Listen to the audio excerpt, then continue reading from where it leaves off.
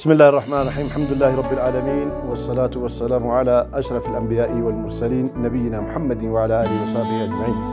درس السلام عليكم ورحمة الله وبركاته. أكم جرتن حواسكينا قوتو أمة بيكينا هالي قويا حتى لامسي سني دبر سوبر بانو هالا يرو إرت يلوم كن أكا كينا نصونتين أكا في ربي تنتئي لكم نكون أصوم بيكمين بيا هند إسا qaqqabsiisee jira. Akka fedhii kennaatitti biyya keenya silaa dhaqqabuu baatee jenna garuu dhaqqabe. Eega dhaqqabeen booda ammoo maali wanni nurraa eeggamu kan jedhutti deebi'uu qabna. Innis maalinni dursa akkuma inni duraa akka nama amantii tokkotti yoo laallu kara rabbiitti deebi'uudha jenna. Tooba namni wal dollome, namni haqaa namaa nyaate, namni lafa walitti dhiibe, namni qonna irratti, waan garagaraa irratti, haqa yataamaa irratti, waan adda addaa irraa warri wal dhiibe kara rabbiitti deebi'u. Maaliif balaan kun kanurraa ol fuudhamuun yoo rabbitti deebine qofa yeroo ammaatitti dhukkubni kun waanuma tokko hin dhabe. Irraas deebi'amee uumaa rabbii uume bishaaniin harka dhiqadhaan deebi'amee jechuudha. Kanaaf waan kanarraa of eeguuf tokko karaa rabbii kan jedhe kana inni lammaffaan warri gartee fayyaa doktoroonni dhaamsa jarri nu dhaaman walirraa fagaachuu meetira lama yommuu qufaanuu fi yeroo haxxifannu afaan keenya harka keenyaan akkuma gartee dhaamsi dabreen kanaan ofirraa dhorguu. Inni kun mana keenya keessa turu. Kanaaf hawaasni keenya bakka jirtanitti hundi keessaniyyuu dhaamsa kana fudhattanii balaa kana rabbiin kadhachuu dhaamsota warri doktoraa nu dabarsan kana bakkaan gahuun akka balaa kana ittifnu jedha. Wayita kana jennu ammoo nuti warroonni gartee namni garagaraa yeroo ammaatitti waan bultii 15 ji'aaf waggaaf gahuuf bitatee mana kaatee jira. Ka ammoo waan laaqanaaf yookaan ammoo waan ciree ganamaatiif yookaan ammoo waan irbaataatiif ganaa gabbahee xaaree fidatu jira jechuudha. Isa kana ammoo dagachuu hin qabnu. Yoo isa kana kan dagannu taate balaa karaan saaxilamuun hedduu dirqama ta'a.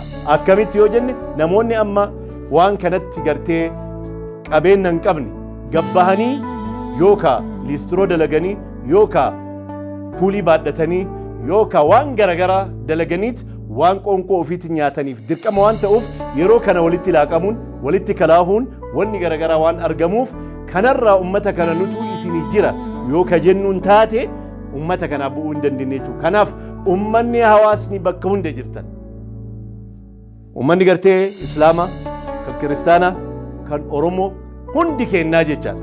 Wanni kun balaan kun diimaa hin jenne, gurraacha hin jenne, faranjii hin jenne, afrikaa hin jenne, islaama hin jenne, kiristaana hin jenne hunda isaatu rabbi wal qixxeesse jechuudha.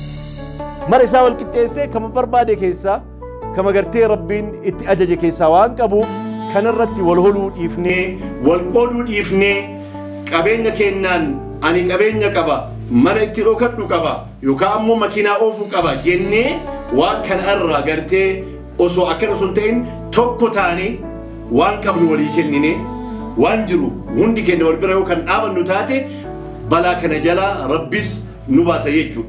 Kanaaf obboleeyyan kii abboota kii hawwata kii hundi ummanni gartee yeroo ammaa kana daawwataa jirtan dandeettiin ta rabbiiti. Dandeettii fi rabbiin nutti argisiisee jira.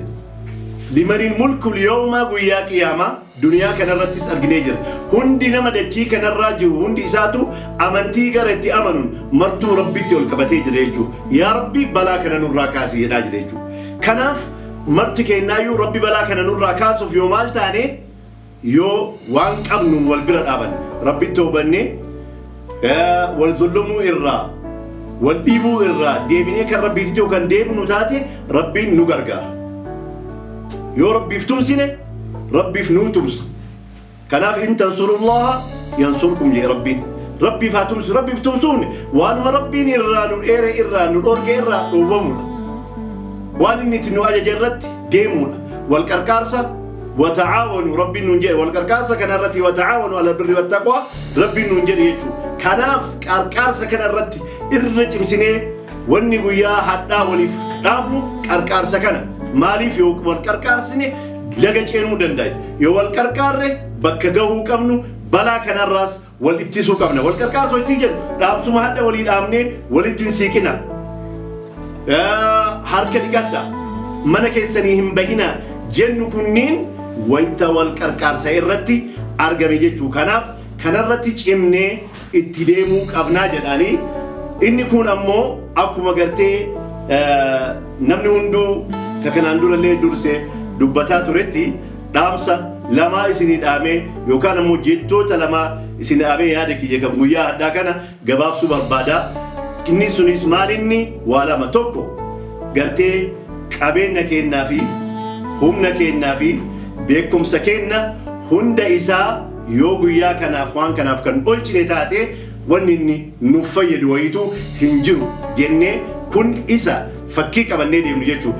Inni lammaffaa ani quufa bulee ani mana gaarii keessa ciisee firaasha gaarii irra nyaata gaarii irra ture lammiin kiyya ammoo qooqaa fi rakkoo keessa abadan hin turu jennee waan fakkii qabannee waan deemnuufi hundi keenya gartee warri na daawwataa jirtan fakkoota lamaan kana qabannee ummata keenya bakka jirutti ka Baalee jiru Baaleetti, ka Arsii jiru Arsitti, ka Jimma jiru Jimmatti waan qabuun ka beekumsa qabu beekumsaan, ka duniyaa qabu duniyaan, kan doktora gartee dhaamsa gartee fayyaa dabarsuun ummata kana bira haa dhaabannu jedhee asirraa isiniin dhaamaa. Wassalaamu alaikum wa rahmatullahi wa barakaatuh.